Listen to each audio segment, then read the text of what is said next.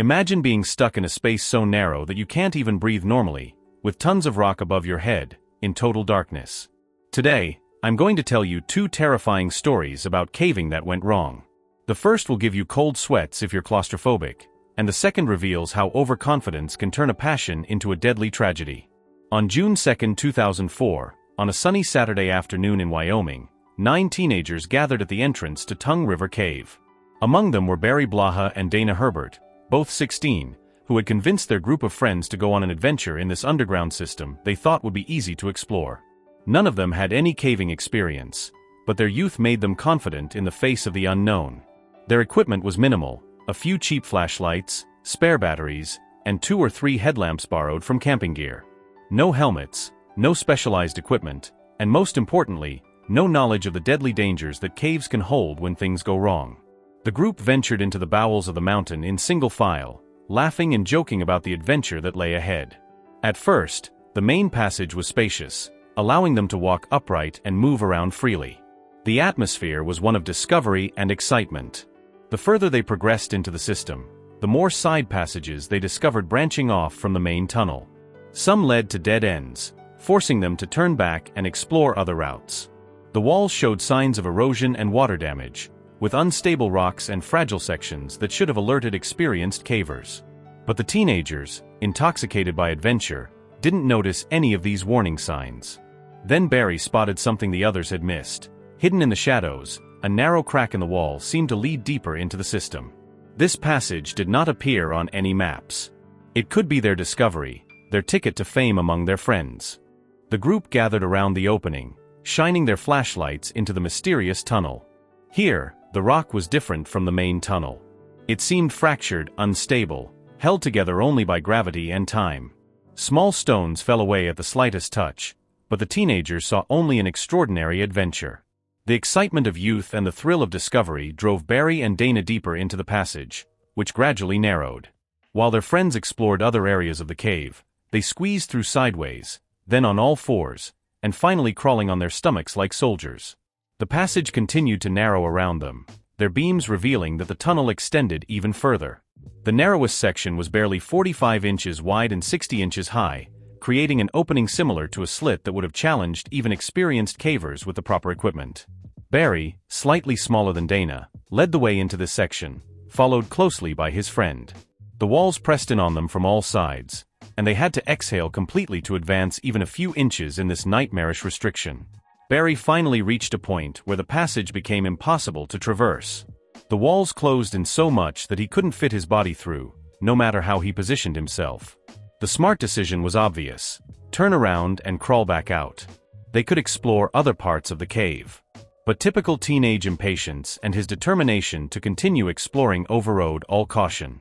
Barry decided to try to clear the obstruction by moving some of the smaller rocks that were blocking his way. He managed to free one arm in the confined space and grabbed a rock the size of a softball that seemed to be part of the blockage. Without thinking about the consequences or understanding how cave systems work, he began using the rock as a hammer, striking the larger rocks in front of him in an attempt to break them or dislodge them. Growing increasingly desperate, each impact sent vibrations through the surrounding rock. Dust began to rain down from the ceiling above them. The cave system had been stable for millennia, but it had never been subjected to such aggression. The fractured rock formation was held in place by a delicate balance. Each blow from Barry's improvised hammer disrupted that balance, sending shock waves through the unstable ceiling. What happened next was every caver's worst nightmare. A deep, thunderous crack echoed through the passage, immediately followed by the grinding of shifting rocks. A huge boulder, weighing over 300 pounds, broke away from the ceiling and crashed down directly behind Dana. The impact was devastating. The entire passage shook violently. A suffocating cloud of dust and debris filled the air. When the dust finally settled and the echoes faded, the horrible truth became clear: the rock that had fallen had completely sealed the passage behind them. Barry and Dana were trapped in a space barely larger than a coffin. The claustrophobic nightmare that followed was beyond human endurance.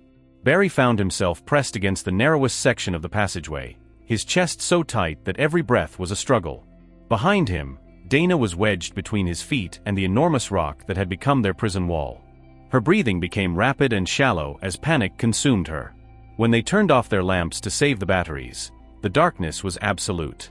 The silence was broken only by their labored breathing and the muffled, distant cries of their friends on the other side of the rock. They were buried alive, surrounded by tons of rock that could shift and crush them at any moment. Their friends immediately tried to move the rock, but their efforts were futile. The stone might as well have been part of the mountain itself. Their desperate attempts to dig around it only highlighted the impossibility of the situation. Every scraping sound and frustrated cry added to the psychological torture of the trapped teenagers. The minutes passed like hours.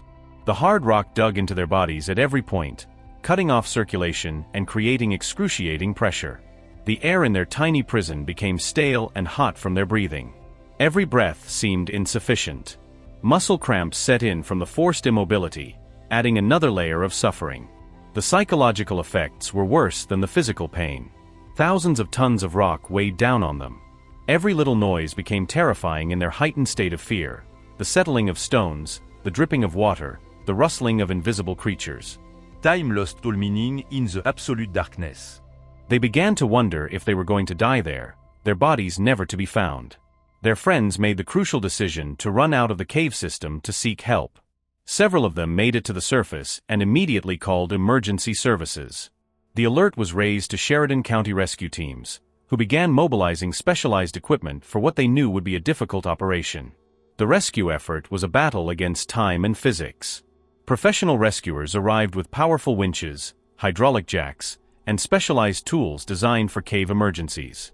But even with professional equipment, moving a 300-pound rock through a narrow cave passage presented enormous challenges. Rescuers had to work in teams, with only 1 or 2 people able to access the work area at a time. Every tool had to be carried by hand through the cave system. There was a constant fear that their efforts could trigger another rockfall that would make the situation even worse. Finally, after what seemed like an eternity, the rescuers positioned their winching system to move the enormous rock. The operation required precise coordination and extreme caution to avoid destabilizing the surrounding rocks. Slowly, terrifyingly, inch by inch, the 136-kilogram stone was pulled away from the passageway. The moment Barry and Dana were finally able to move again was an indescribable relief mixed with agony.